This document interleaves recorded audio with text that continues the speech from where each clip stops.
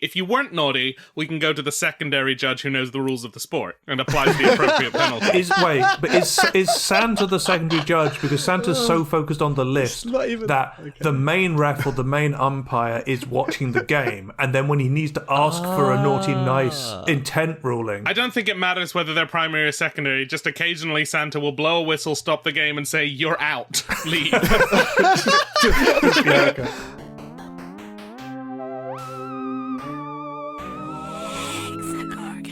Hello there, and welcome to Win Stupid Presents, the festive version of a show where we ask the questions that nobody thought were worth asking. As always, I'm Eddie, and I'm joined today by three filthy animals, and they are Bear. I'll keep the change. Jamie. You don't have to call me out. I'm going to have a shower after the recording, okay? That was a lie. I'll get right in it immediately. Do you want me to start now? No, please stay for the episode, Jamie. And our judge this year, I guess I can say for the festive episode, is Alex. Mud, glorious mud. Nothing quite like it for cooling the blood. Great. Wonderful. All right, thanks for turning up today in your various states of affairs. What episode have you got for us this year, Alex? Well, this year, as you know, Christmas is coming and the geese are getting fat. And the old man Santa is getting a bit bored of his job. And he is kind of looking for, what do I do for the rest of the year? What is going to be my job for next year? So I'd like to give you the question, what kind of job would Santa Claus have? Other than Santa. I'm surprised you weren't going down the route of, because we've replaced Santa so many times at this point, he's out of a job. I did think that was the bit. Yeah. I thought about it, but I didn't want to get rid of, people wanting to keep that part of the canon in there. No, that's fair. In case they wanted it. All right, I'm going to go into an answer, so we're beginning. Let's do that. Let's play the game. Oh, we're so on point today. We're all on the naughty list. Yay. Okay, as we all know, one of Santa's powers is that he knows if you've been naughty or nice. This is true. Is it going to find out? Yeah, he's going to find out who's naughty and nice, right? He's got a naughty and nice list, right? So the list at least knows. Yeah, so we can take advantage of that skill by basically having him judge any kind of sporting event where you have a judge sitting there saying, does this, is something awkward happening? Awkward, or do you mean illegal? Awkward or evil or... Against the rules. Because if you're going to go cheat at a sporting event, that's a naughty thing to do. So you want him to referee sports games? Yeah, it's like, let's say you're doing a martial arts. Oh. You have someone there who, if they did something by accident, you get a penalty. But if you did something on purpose, you get disqualified. Oh, you go, was that punch below the belt? Let me check the naughty and nice list. And you can't judge on intent unless you know who's naughty and nice. Okay, yeah, this is okay. Yeah, with most things that define cheating, like magic judging and stuff, if you accidentally make a mistake, that's a warning. If you did it to gain an advantage on purpose, that's a disqualification. And you're going along that, right? If they're on, and often the first step, they sort of have to assume it wasn't intentional. So he's sitting there looking at the naughty list, and if your name appears on it, he disqualifies you. Or or just sniffing continuously the naughty feeling in his mind. I think, because if he's just looking at the naughty list and seeing if you appear, then there's a problem there that you have to be nice to start. You can't watch the actual game. No, because it's a really focused naughty list, right? So what he does is he's got a piece of paper in front of him, and he's continuously writing down the athletes' names, and if he writes it on the naughty side, then That's how the naughty list works. I didn't know that's how the naughty list works. So, wait, but he's just making notes that... that, a football referee, for example, has a notepad in which they'll make a note. If some player's doing something they're not sure about, they'll write their name down, and then if they do it again, they're like, oh, it must have been an offence, have a yellow card. So he's just doing that. Yeah. He's just writing their names down. He's got two notepads instead of one. Well, in this one, he writes the name down, and it's just if they were naughty, it's I'm sending them out of here, because there's no way, it doesn't really matter what the offence was if you were naughty. If you weren't naughty, we can go to the secondary judge who knows the rules of the sport and applies the appropriate penalty. Is Santa the secondary judge? Because Santa's so focused on the list the main ref or the main umpire is watching the game, and then when he needs to ask for a naughty, nice intent ruling. I don't think it matters whether they're primary or secondary. Just occasionally Santa will blow a whistle, stop the game, and say, "You're out. Leave."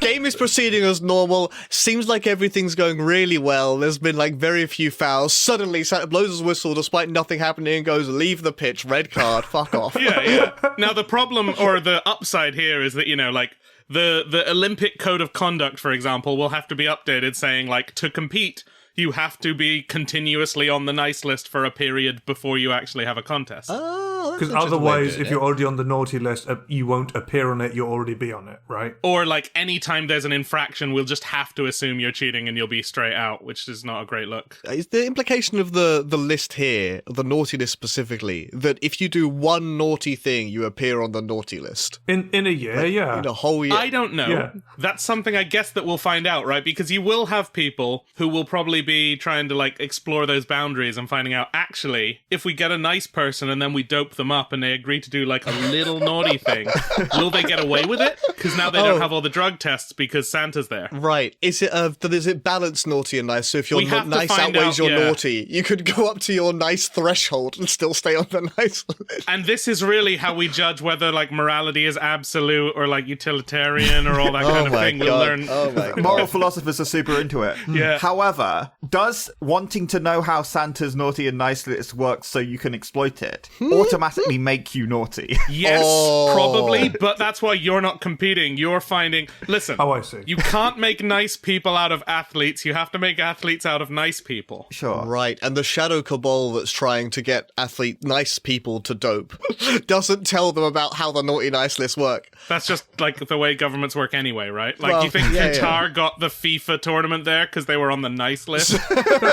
Santa's there, got the naughty and nice list, and it's just like Team GB appears on the naughty list just as an entity for trying to cheat the system. Or, like, the manager, yeah. I mean, maybe they have rules where the manager can't do it, but then you just hire in other people to find it. I also like the implication here that if you do anything, like if you cheat on your wife and thus you end up on the naughty list, you could be like, sorry, Santa, I did cheat on my wife. Here's the receipts there, but I haven't done anything bad in the sport. Can you keep me in, please? Well, but that's why the code of conduct needs to have upstanding people, which they want anyway, right? Like, because if you were an athlete, apart from certain famous athletes, and you got in that kind of scandal, you probably would be dropped from the team for a lot of things. Like, they do get in trouble and they do get suspended for things that are not related to their sport. This also means we're only going to have non-assholes at the top of every sport. That sounds That is pretty good, like a good thing for elite sports. Being managed by assholes. Yes. Being managed by people trying to cheat the system. I like the scenario here where you have the person who's, like, really pressured to win, and they're like, I can do one more dope, and they're like, we don't know if that's safe or if it'll get you detected on the naughty list. And they're like, I'm gonna risk it. I need this win. They stopped doing drug tests, like normal drug tests, they just rely on the naughty nice list.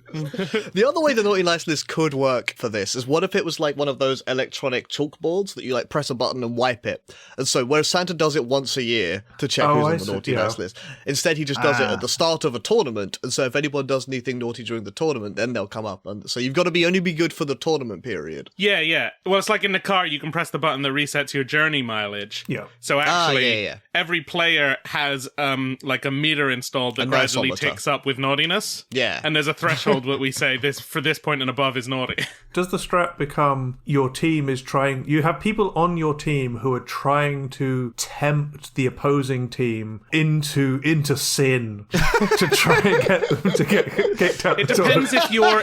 yes, but, like, the tempters would also be being naughty. But no, they're on the team. You hire outside agents. This is where the shadow cabal comes in. Yeah, no, this is the fan. That aren't actually part of the team. Fans do it for free. You have to be naughty nice tested before you're allowed in the crowd, because all the naughty people are trying to, like, seduce the players. The question becomes, how many middlemen do you need before the naughtiness, like, doesn't permeate through the chain of command? Partially it's about your knowledge of it happening and how you respond to that, right? Well, that's why you have a manager who's running it. Yeah, therefore, how many middlemen do you need? Yeah. And the manager keeps the athlete in the dark. Yeah, you have to really keep those athletes in the dark, because as soon as they hear about this, they're like, I'm not cool about this. Yeah. And then you just dope them without them knowing it. You're just like, here's some medicine, don't worry about it. As mentioned, fans will do it for free without being associated with the team, right? Like, there's a lot of, like, national pride at the Olympics, right? And so... Yeah, that's why Santa ends up also being the security at the gate. Right, to let them in or not. Like, you're coming in really sexy clothing to seduce the other team. The thing that I really enjoy about this answer is that it doesn't really rely on Santa, just his list. Like, anyone could, in theory, do this if they have a naughty, nice Well, because he has to update the list. That's the thing, right? Can you make a copy of it? Can you keep, like, one true copy back at home with the year long? I think he could write a list and provide it, so you could provide a list that's just like the, getting in. So we bring Santa in as a consultant for sporting events to check them. But we need him there during the game so that we find out if someone gets naughty in the heat of the moment. Yeah, he could be a freelance consultant. Santa turns up with his team. They set up in like the main Olympic building at the center of the like complex in a room that none of the public can get into, and it's just got the computer screen feeds of the naughty and nice list, and like they've got screens watching the games, and his elves are like checking them as they're going. And the time schedules. And then anytime something happens, he presses a button and calls the umpire of that game to be like, no, we've caught one. Or just there's this big like tower with a billboard on it in the middle of the event, and a big red light comes on it, and the name of the person who's getting ejected shows up. This got me the image of bringing back in the Spider-Man bonk hammer system from a previous episode. Have him checking for naughty nice, and every time he's wrong, Santa is the one that like, oh, a name appeared on this, you didn't spot it, bonk. Yeah. Well, you want a certain rate, right? So you give him the schedule of when their matches are going to happen, and then he's just like, oh, I only need to write these 8 names continuously for the next 12 minutes. Yeah. It sounds perfect. Sounds like there's going to be no more cheating at the Olympics. Yeah. I think we've got way into the schematics of this. Oh, it's very silly. Right. Forget judging sports. Okay. I want to take Santa's personality and personal brand, and I want to turn him into a wrestler.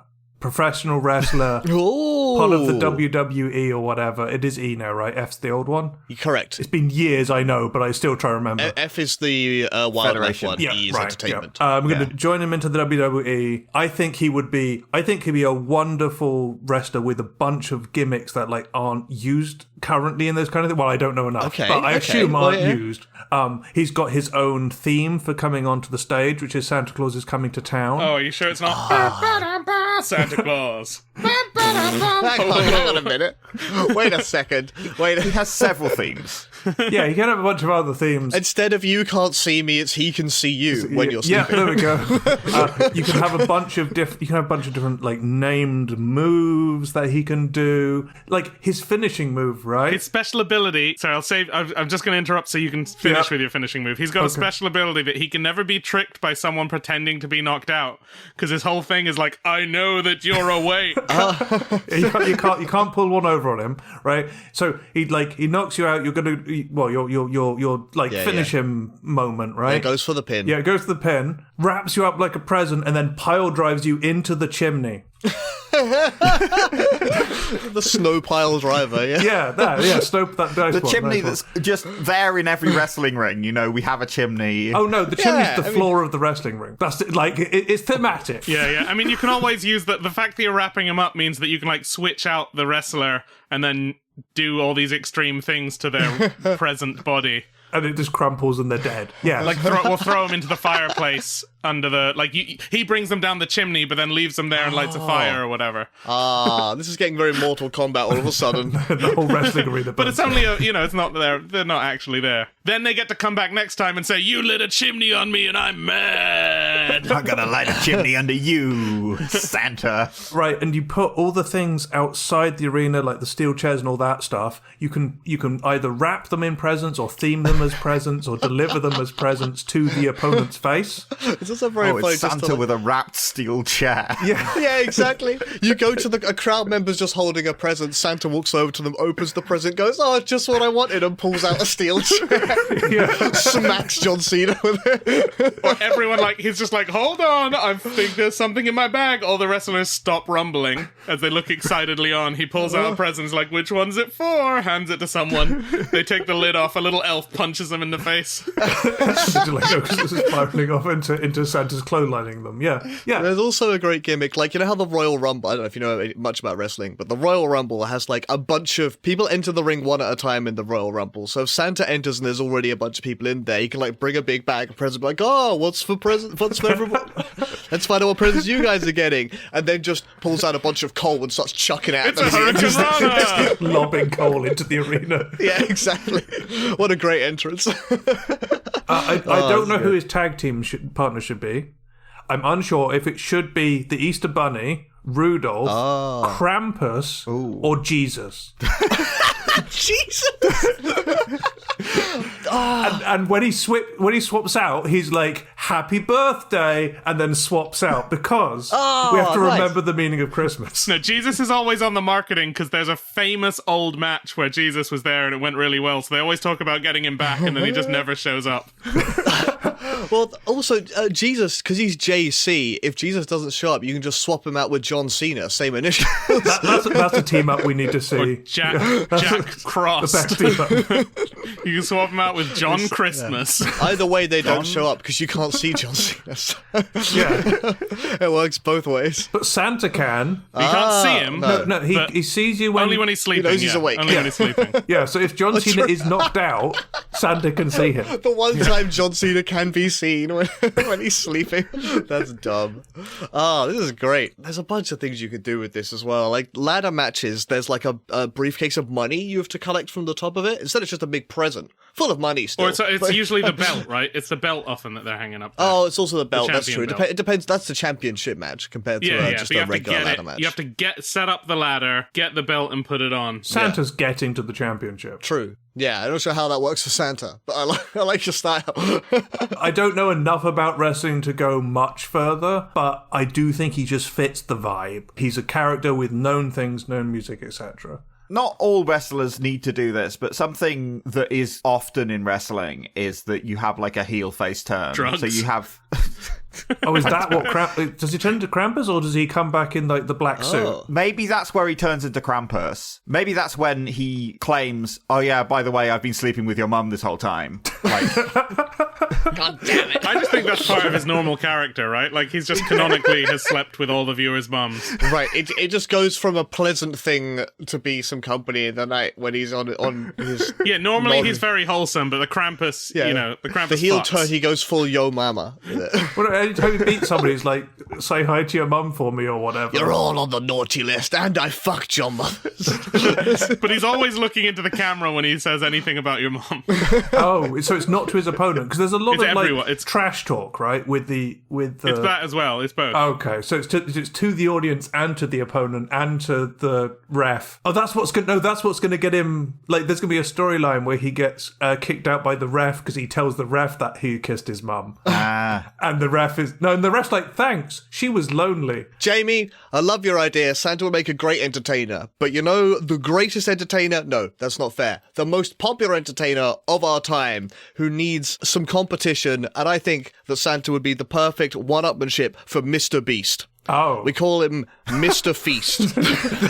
Santa should become a YouTuber. Do you know about the lunch boxes? The lunch boxes. Mr. Beast is already doing Feast. He's doing Feastable? Oh, right. So Santa can bring out his own food products called Beastables. Right, good. Yeah, perfect. Yeah, okay. Or Father Creastables. And we know that Santa is no stranger to trademark law and basically just ignores it because he can give branded presents freely. Yeah. So Mr. Beast can't sue him. And he dresses in Coca-Cola trademark, yeah. Yeah, exactly. Yeah, he's got plenty of prizes. Might not all be cash, but it will have a cash value, and so you can still put that on the thumbnails. Wait, who's competing?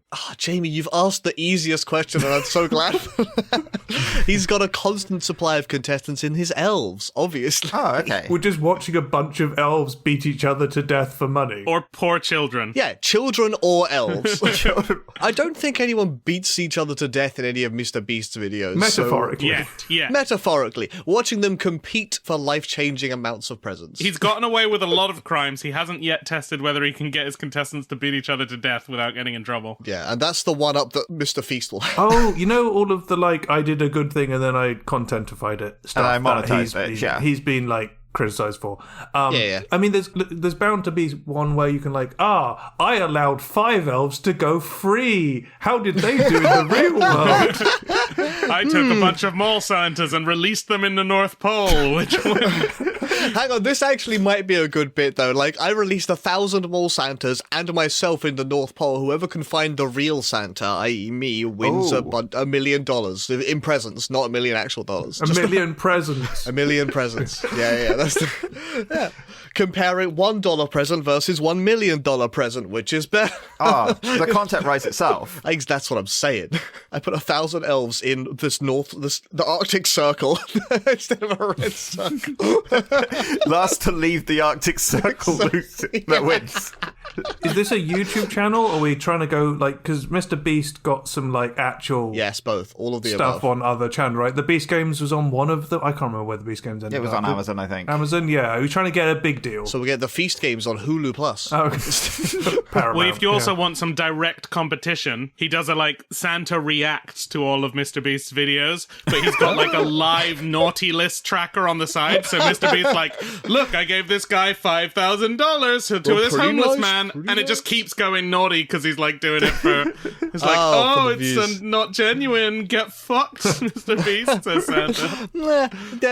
There is an ethical debate that I don't think is worth having on the podcast about I gave an extra prize to these kids I convinced to gamble, and it's like, if it was random and fair contest, then why is he still going naughty? Yeah, that's right. And then we can get all the kids into Christmas gacha mechanics. Santa Reacts channel just sounds Santa like Reacts. he gets an initial boost because he's Santa. Santa could absolutely have a bunch of spin-off channels. Santa Reacts, Santa Gaming, Santa Live. Santa Philanthropy. Santa Claus, where you just see him, like, doing ASMR with his fingernails. Or like that's a pet channel, Santa Claus. Oh, yeah. Or pet beauty care, like painting nails. Like doing Rudolph's hooves. Mostly on animals, yeah. So on Santa Gaming, I've just got an image of Santa in like a Fortnite lobby, like hurling slurs over voice comms. Yeah, I was gonna say, just like PewDiePie style, just... Oh no, How Santa, long until Santa says the game word? Santa's too pure of heart for that. Surely not. Not my boy Santa. Santa knows that would be a naughty thing to do, thus wouldn't do it. Santa's one of the good ones. But I think he's basically, he could not replace necessarily, but he could definitely compete with Mr. Beast with similar styles of content. He's got a more ethical pool of contestants in that they're all his elves who love to work for him. We're gonna go with that. Something like that. We're gonna claim that. He's got a pre-established brand. Yep. They accept his dominance. I don't like that phrase. That's how the movie Santa Claus works, because the guy kills Santa Claus, and the elves go, he's more dominant. The claw. Oh, you're doing the Santa Claus with the jacket, right? The claws. You mentioned Santa Live. Is he gonna get so into the content that he's gonna live stream his Christmas night activities? And then Santa hot tub stream. I was gonna say he's live streaming going around the world. He can do both. And then he gets done for invading privacy and streaming it on Twitch or whatever. He can do both. Yeah, Santa in Santa hot tub and what is that cat? Oh, he'd even have a thing like, getting out of hot water is Santa's special, where he brings people who've been on the naughty list and then they do things to redeem themselves. Oh, that's quite wholesome. In the hot tub. Oh, his philanthropy is like, hey, you're on the naughty list, I'm going to give you another chance. Yeah. Oh, that's a lovely bit of content. Like, let's work out a way for you. Like, how did you get here and how do we get you back onto the nice list? Now, that's just good fucking content. We've gone from silly to wholesome. That's too wholesome. I think we need to bring Santa as a drama YouTuber as well. You should have seen the shit that Rudolph was doing earlier. Well, why don't we have it like he has an extremely successful YouTube career and then cheats on his wife and gaslights her about it. And then gets into beef with Jack Frost. Oh, my boy. So, yeah, there we go. That's more appropriate. You gotta fight Jack Frost. That's fine. Or he gets into YouTube debates with Jesus Christ over the meaning of Christmas. That's good. I like that, because they'd probably both be up for that debate as well, and both hear each other. It'd be one of the good forms of debate. Yeah, because Santa's like, it's food and presents, and Jesus like, it's me, motherfucker. It's my birthday. You don't get to have it. But because your body is bread and your blood is wine, then it is food and presents. No, this is the line from like rap movie. Like, it's my birthday. You can't have anything. Guys, this is too good an idea. We have to pitch this to Epic Rap Battles of History. We're gonna take this off air. Slight aside, Eddie, I'm surprised you haven't just been like, his job is finding every kid and punching them. Well, I've still got a second answer to come. Yeah, okay, fair enough. That's Eddie's job. Merry Christmas, friends. Well, probably not exactly at the time you're listening to this, but when else am I going to say it? And I don't mean to call you out here, but I got you this whole episode for Christmas. And, I mean, look, all I really want for Christmas is for you to follow the show on whatever platform you're listening on. That would really mean a lot to me, and it would mean you get to keep up to date with all our fresh new episodes. But it is the season of giving, and so I'm going to give to you the second half of this episode. So we know that, like, Santa can fly. If he takes a piece of wood and puts some pets on it, he can fly. I think there's slightly more to it than that, but sure. Yeah, sure. Whatever. Like, okay, I think we should give Santa a job at NASA where he's, like, taking up their rockets. So he's a rocket scientist? As they say, getting out of the atmosphere is getting to the moon or out of the atmosphere is halfway to anywhere. Sure. But yes, a lot of the fuel is that. So if we can just do that with Santa instead of like a bunch of fossil fuels and stuff, man, that would be great. So you don't need most of the rockets that get chucked off. You're just lifting the payload via Santa into low Earth orbit. Wait, slow the fuck down. Slow the fuck down. You're not saying Santa's a rocket scientist. You're saying Santa's a rocket. Santa's job will be a stage 1 heavy booster. Yeah. What the fuck? What the fuck? Say more. What? Well, so we need to get supplies to the International Space Station. He's like, sure, I can send them presents. Yeah, and like we might need to design spaceships differently because currently almost all of a spaceship is the stuff to get it off Earth. How does a sleigh dock? Yeah. And then like the much smaller part is the stuff to do it around space, and then the smaller part is the stuff you actually care about. Yeah. And so if we get rid of that whole thing, we only need like a sack big enough to hold a few astronauts and stuff. Holy shit. Oh, we can take them up bit by bit. And he has a sack big enough to hold an entire planet's worth of presents, so you know he can carry that much. Ah, yeah. Yeah. He takes up the lunar module, then he takes up the astronauts. Delivering you more astronauts for the International Space Station in my sack. Wait, more astronauts? He's taking astronauts? Yeah. I thought he was taking supplies. No, I mean, why not astronauts as well? They have to come up and down. You're saving He doesn't bring them down, just brings them up. He just takes them up. They're still got to do the rocket thing to get back down. It's not that hard to get down. You just need a parachute. No, to get down, we make sure that all your astronauts have children on Earth, and then for Christmas they can write, "Dear Santa, I want Daddy back," and then Santa just brings them back down. Santa turns up at the ISS, shoves them in a sack, like kidnapping style. You've organised this ahead of time. Like, this is arranged for getting them back down. Oh, so they're okay with being shoved in a sack ahead of time. Yeah. It's not kidnapping if it's consensual. Yeah. Well, actually, like, the other thing is we know Santa can get anywhere that, like, a kid needs a present, right? So just put a kid on the space station and you can just go there really, like, no time as well. He doesn't For Christmas this year, Santa, I would like the entire year's supplies for the entire space station, please.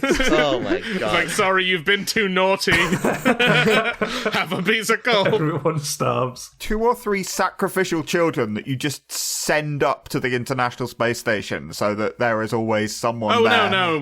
We need way more, right? Because actually, if we sacrifice a lot more children and, like, send them slow pace over to different parts of the solar system, then suddenly we know that at least once a year Santa can go visit all of those places. So we have like periodic FTL communication. Hang on, what the fuck are you talking about? Also physical movement, right? Not just communication. You can put things in a sack and he can take your explorers, like your space colonists. colonists. Say yes to that. Ben just suggested putting a bunch of children up into space so that we can bounce around there. What the fuck are you talking about? As you know, children are a portal that Santa Claus moves between. Everybody yapping at once.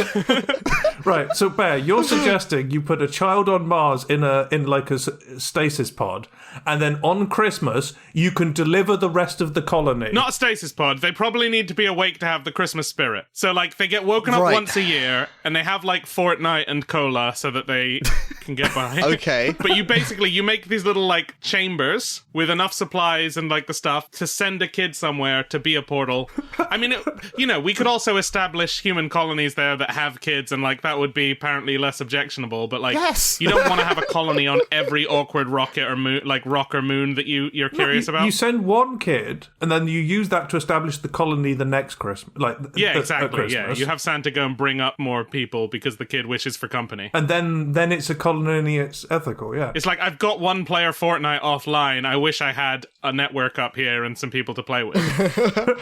That's good enough. We'll call that a colony. Let's take that up. And Santa invents interplanetary, fast enough to play Fortnite comms just to give us a present. You wanted a job title, Eddie, that wasn't just a piece of equipment? He can be Galaxy Trucker. That's good, to be fair. That's a good bit. But, like, hang on. I'd have to check the Santa lore, but I thought he was capable of visiting all the children of Earth in one night. That's our read on him, because we only ever seen him visit children on Earth, because we only have children on Earth. But Yeah. like, That's a fair argument. Unproved. you think, like, if we went up to Mars and had some kids, Santa's just ignoring them? He's like, nah, fuck you. No, then you get Mars Martian Santa Santa, pops into yeah. existence. Yeah, exactly. Okay, well, that's fine. Yeah, that might be good enough. Knowing that we can create Santas just by firing kids into space is also powerful. So Oh, holy shit, you're right. That might be more useful than the actual job we're giving Santa. Quick, put a kid in orbit around Jupiter to create Jupiter Santa. we start splitting planets up. We find a planet that's not going to be very useful. We just break it into rocks with a kid on each one, and we're like, we've got an army of Santas now. But they can only deliver presents, and so, like, they can't provide food and water, but they can provide Action Man and PlayStation. We crash all of those rocks into Earth, and now we've got like 1,000 Earth Santas. But then would the rocks not be part of Earth, so that the Santas would... I don't know how They Santa works. might all merge into one Santa and make one Super Santa. Oh, maybe that's how we got current Santa. Eddie, this is what the scientific process exists for. This is why we have, like, space agencies. This is why we are making Santa a rocket scientist, but it's two separate bits, a rocket and a scientist. And if it goes wrong and we crash those rocks into Earth, we'll all be dead, so it won't matter. So we're fine. Depends how small we make the rocks. Right. I like that you're using Santa's ability to go anywhere and get anywhere. Right. Abusing, please. Using and abusing. Whether that be the moon, Mars, space, whatever. The moon Mars is my favorite place. The moon, Mars. However, I think there's a much more down-to-earth way we can use this. Down to earth, good pun. You're having a nice party and you want a strippergram or a kissogram, right? Sure. And there's no cake, but Santa can get into anywhere, right? So Okay. you go to pop the cork on the champagne and Santa pops out. Or you go to reveal the meal Oh and my Santa God. pops out. Or you have a normal sized So cake. just to clarify, this set of Santa rules doesn't require you to compress a child into the bottle first. Yes. Okay, Yes. just making sure. Just to cover Well, that. he can squeeze down chimney. He doesn't need it to shove a child down a chimney to chimney, get down yeah. through the chimney. He can go back up the chimney as well. Yeah, so yeah, but you just need a kid to be inside, so you might he, need he like... needs a child nearby, and then he can walk the rest of the distance and then zoop inside the bottle. Right? You don't need a big person-sized cake. You have a normal-sized cake, you cut into it, and Santa's inside, and he pops out. That's so funny. You know how those cakes are typically just metal and just have like a bit that opens up to be like, surprise, it wasn't a real cake. It wasn't actually a real massive Yeah, cake. just a big it's box. a box with a bit of cake or icing around the edge, yeah. Yeah, right. But instead, you just do it with a real cake. So you bring out a real cake, Santa appears, explodes the cake everywhere. Or like it's a cupcake, and you put like one of those sparkling candles on it, so it keeps relighting. And when they finally get it out, just like Santa appears out of nowhere. We brought you a Colin the Cat and a Santa. Yeah, he can get anywhere, and that means we can surprise people with wonderful presents, I guess. Wait, hang on. His presents. Sorry, I'm going to derail your answer immediately, Yeah. Jamie, if you don't mind. Go for it. If he can get into anywhere, why are you getting into cakes and not into, like, bank vaults and making Santa a bank robber? That's a good idea. Because that's not a job, that's a crime. It is a job, though. It makes a living. It's a living, says Santa. Only if you report it on your taxes. Yeah, but that's the thing, right? He knows when he's been caught because that's when he turns up on the naughty list. So he knows if he's been caught on surveillance cameras because he'll see it on the The list. naughty list only updates if someone sees you do it. Doesn't matter how sinful you've been in your own time, as long Yeah. as nobody sees you. Yeah, and it's not even like planning isn't... It's not a problem to plan to do something naughty. All the intent, it's only about the moment of actually executing it and being caught. I mean, I do agree, like, a lot of morality does only depend on whether you got caught. Well, most of the time, it's like Santa knows when you've been good or bad, right? So it's him catching you with his extrasensory perception. So if he's not catching himself, it has to be the cameras. I see. If he's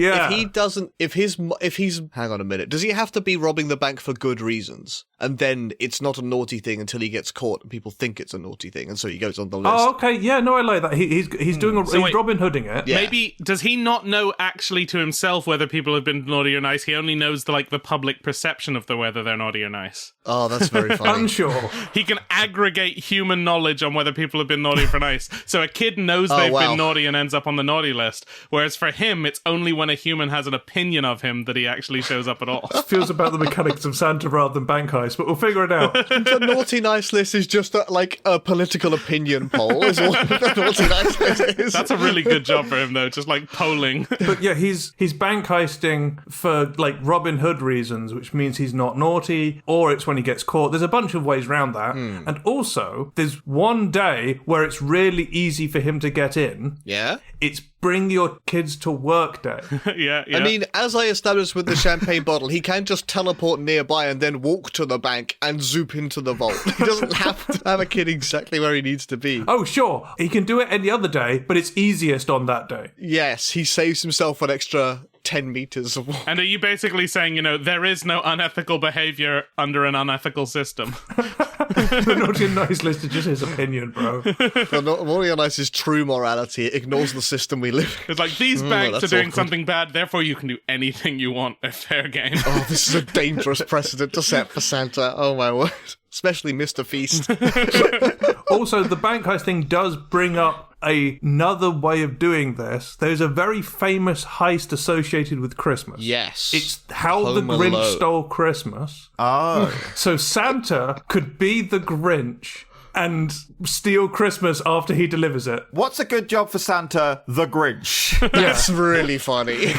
Now, what were our other Grinch questions? Was it stopping or was it outdoing the Grinch? Or did we do both? Outdoing. There was I think. both, Or did we? right? No, we stopped someone else. Outdid the Grinch. There was stopping We stopped Santa and we outdid the Grinch. Give me a second. Yeah. I've got this information right here. Yeah, why was there no answer? How do you stop Santa? Ask him to be the Grinch.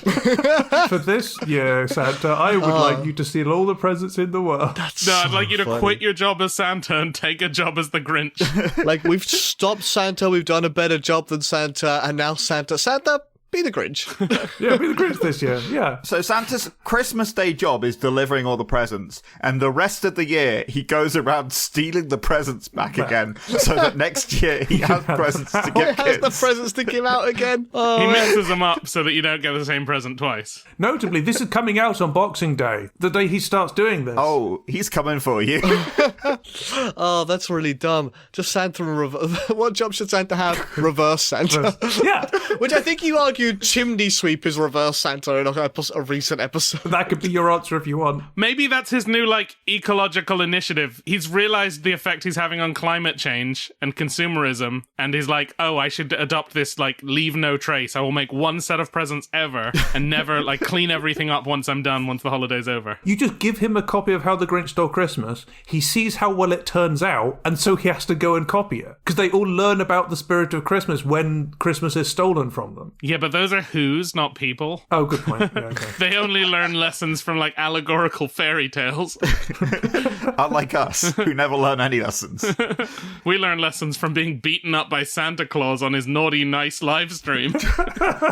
I've got another job that I think Santa would be really good at, actually. I think he should be a doggy daycare or a dog walker. Why? Okay. So you can, walk all the dogs at the same time? No, I mean, he likes animals. He's a really friendly guy. And I think it would just be a really non-stressful, practical job for him to do. Wait, you're just trying to de-stress you, a day of the hardest job in the world, Followed by... a year of a chill dog walking adventure. Yeah, it's just he doesn't need to be doing all this stuff that's abusing his powers and breaking physics. He could just walk a dog the rest of the year. Okay. Try to give him a year off. I see your argument, but interesting idea here. You said a less stressful job for him. Yeah. So obviously he should do the least stressful job in the world, air traffic controller. Yeah. If you want a regular ass job. I mean, that is lower than his job on the stress scale, right? That is a good argument. I would say it is less stressful than his current job. Hard to say because it is in his nature to do what he does. So, But that's through years of experience, right? The amount of things he has to do in one day is surely more stressful than than coordinating a bunch of planes all the time for like 20 hours a day. Maybe. Every day of the year. I don't think air traffic controllers work for 20 hours a day. I think some of them work a lot. I like the view of this, though, where he's essentially just a figurehead, and all the stress is the elves and Mrs. Claus, and he just, like, goes out one night and says, ho, ho, ho, thanks for all your patronage to my excellent company, and then disappears for another year. So, like, Eddie, what does Santa bring to air traffic control? Air traffic control is actually good, though, I think, because, like, he can fly. That's step one, right? Which helps him coordinate the planes. As in, he's had experience of flying? Wait, he's air traffic controller. He's not in the tower. He's in the air doing it. You're right, that is what I just implied. Instead, they're, like, radioing in, like, permission to land at whatever airport we're at, and just hear a knock on the window. Opens the window, goes, yep, you're clear to land. Closes the window.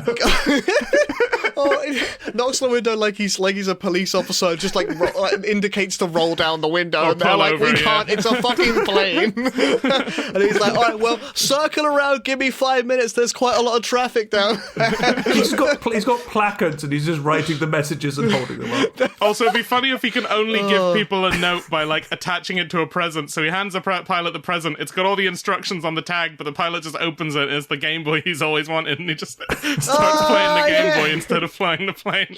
No, he's actually trying to be an air traffic controller rather than Santa for airplanes. And it's funny as well to be like, as like permission to land. They're like, oh, we got to scatter the planes for a few minutes. There's a UFO in the airspace. Oh, it's me. Shit. He doesn't have a radio communicator that's sending the number to air traffic control. So yeah, he's just unidentified the whole time. Or like, oh, we're having a problem with our engine and our landing gear. We're not going to be able to land. He's like, no problem. Picks up the plane, brings it into orbit. Whoops, sorry, I got too used to that. Like, quick, a child in the airport. Say that for Christmas you want this plane safely on the ground. Or he can, well, if he can teleport to the child on the plane and the child in the airport, he can take all of the passengers from the plane onto the ground. They just leave the plane to crash. I think it's actually really simple, right? Because you know we've got like the black box in planes, which is actually orange. Yes, sure. The black-orange box. The thing called a black box. You know, it's like super indestructible, really safe. Orange is the new black, they say. Yeah, they do say that. It's really indestructible. It goes in every plane. You replace that with one of those like child vaults we made, so that there's always a kid on the plane to wish the plane to land safely. I thought you could have put an elf in that slot, but no, it was one of our child vaults. No, Santa doesn't grant elves wishes, Christmas wishes. We can't record any flight data anymore, but Santa can be on any plane he needs. We don't need to record flight data. Santa will make the plane land safely. The black box isn't only for in case of destruction. There's a lot of data it records that is useful for like a lot of information. Yeah. Just how much do you need that data if Santa's just guaranteeing the safety and arrival of the plane at that point? Probably not. He can be everywhere all at once, so I guess you're right. Also, on this line, does he go around painting all the plane's noses in like fluorescent red? Absolutely. Well, they have it. They have the blinking lights on the wings, the red and the green ones. On the side, yeah. Oh, it's going to confuse everyone, right? Because one of those is red and one of those is green. Oh, but yeah. Now they've got a red light on the front. And one of them's bright, massive red. No. What you do is, as a pilot, if you see a reindeer with a red nose flying in front of you, you have to follow it to safety. But that could be the left. Yes, that could be the left wing. It won't be, because you know what your plane looks like, unless your wing's been wrenched around in front of you and you're plummeting out of the sky, in which case you don't have the capacity to follow the red light. What if it's another plane coming across you, though? Then you wouldn't see the green light. Oh, no, but that won't happen because we have Santa running air traffic control. Yeah, but he's not in the tower most of the time. So because he's at the plane guiding them, right? On the plane. He can also deliver more fuel to planes just by, again, having a child being like, what I really want. Whoa, that's not Christmas. Air traffic control's job, is it? It helps. Oh wait, we can do super long distance flights without having to stop. Like, you can, rather than doing a flight where you do a halfway and then stop and then do another part of the flight. Because of the fuel, yeah, he can just let you do a full round-the-world flight. Well, what about the version where, like, he's in the job because he understands the regulations really clearly as well, so he's, like, very focused on what his role is. He goes to the plane, he's just like, you've got this clearance, you don't have this clearance, you're currently not following orders, like, you're doing something illegal, and they're like, yeah, well, we're hijacking this plane, and he's like, not on me. I've done my job. Wow, we're doing oh no, that's not. Clearance for this flight plan. Right, on the note of him knowing about whether people are following rules or not. We're going higher. He's going to get into the flight industry, and he's going to go to the top and get Boeing done for all of their stuff because they're on the naughty list. They're definitely on the naughty list. It's also funny that, a door blows off a Boeing or whatever, and he's like, Santa's there to save everybody because that's part of what he does apparently as air traffic control. All get in his sack. He's also Superman now. But he just there painstakingly gets out the naughty and nice list, checks everyone's name off. If you're naughty, you're staying on the fucking plane. Nice people first. Yeah, nice people. Why are we having Santa bother doing like jobs when he could just kill everyone who's been bad this year? I mean, he would make a great assassin because he could get into small places, as you pointed out. Like, I'm delivering your present. It's a knife to the throat. Although it would be funny to find out that, Santa is morally incapable of, killing a human, or especially a human child. Then we just... Santa is above the naughty list. He can harm as many elves as he wants, but... he's very capable. He just doesn't want to. but the naughty list is how he justifies, giving coal. the assassinations, yeah. Oh, okay. They send him, this person's gonna do this awful thing, and he's checks naughty list, yes, they have, I'll take the job. Or, no, God. They're actually good, I won't take the job. He'd be called, the coal killer or something, because his calling card would be to leave a lump of coal in their mouth or something. Or their body turns up wrapped. They turn up wrapped. He's the present killer. Yeah, he's the gift giver. It turns up wrapped on the detective's door or something. It's I got another case and I got another present from Santa. Turns up at the end of the detective kid's bed. But then the CSI guy finds the body all wrapped up and he looks at the camera and adjusts his sunglasses and says, "There's no crime like the present." Yay! We've done it. That's a wrap, everybody. It's a wrap, all right. Oh. Right, so thank you very much for all your answers. They have been well considered. I especially hated the ones where we strap children into planes and into space and then brought them out once a year for Christmas. Eddie hated that too because they got Fortnite and Cola, and that's way too happy for Eddie. Nah, they'll be fine. They don't need all that. That was morally reprehensible. So instead of that, I'm going to present my prize this year, to Eddie for the Mr. Beast answer. Because I think that is... More content. That is a content forever. Much more wholesome version and creates a lot of content. I don't think this isn't the first time I've won an episode. In fact, I think you were judging it as well. This is the first time I've won an episode for content specifically. Was it Minecraft? I like the meta answer. Now playing to the judge for Alex is saying content. Just the filler of whatever has occupied your attention. Whatever Mr. Beast is relevant here.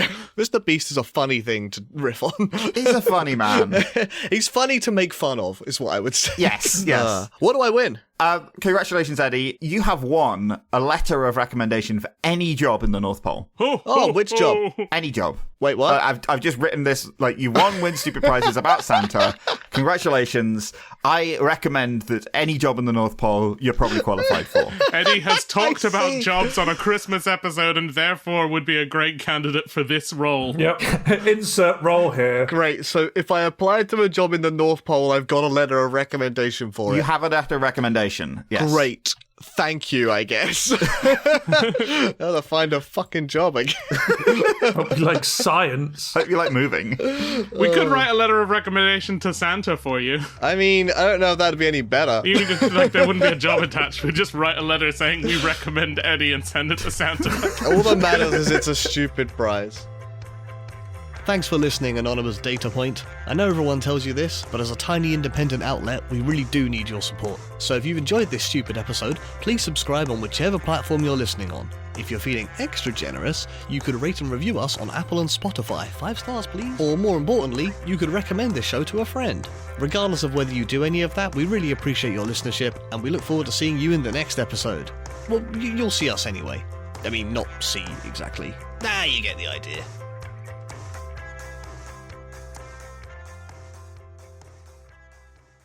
Oh, that's what's going to get him. There's going to be a storyline where he gets kicked out by the ref because he tells the ref that he kissed his mum. And the ref's like, thanks, she was lonely. Well, also no, because the ref was like, oh, it would be so funny if my old dad could have seen them making out. Oh. No, we're not going in. No, we're not cucking the ref's dad. No. No, I mean, he's probably dead, and he's like, man, it would have been so funny if my dad was alive to see that. What a laugh. Because that's the response. When you see Santa banging your mum, you're like, man, it would be so funny if my dad could have seen this. No. What do you mean? No, it wouldn't be. I just did the one thing I'm not meant to do. I don't know where we are anymore. I feel like we got enough out of this conversation. I feel like... Right. Wow. Bear, you said like my favourite line and my least favourite line this episode so far. I made a note of my favourite line. This is all getting cut anyway. I think you said earlier, do you think Qatar got the World Cup because they were on the nice list? And I'm like, that's one of the most like accessible sound bites this podcast has ever had. It's so good. Anyway, well, where the fuck were we?